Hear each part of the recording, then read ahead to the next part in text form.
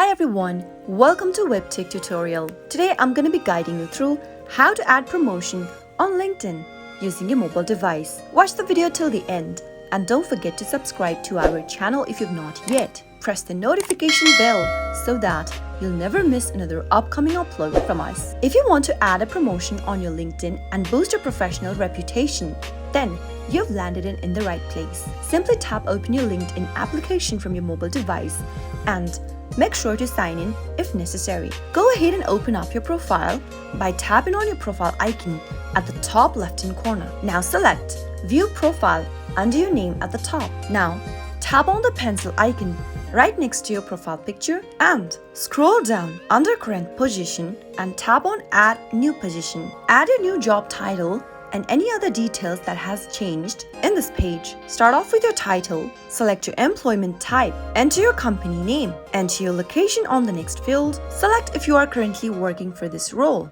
by ticking on the little box beneath, enter your starting date and other information on this page. If you have any skills you'd like to add, go ahead and tap on Add Skills and select your skills that you'd like to update and tap on Done at the top right.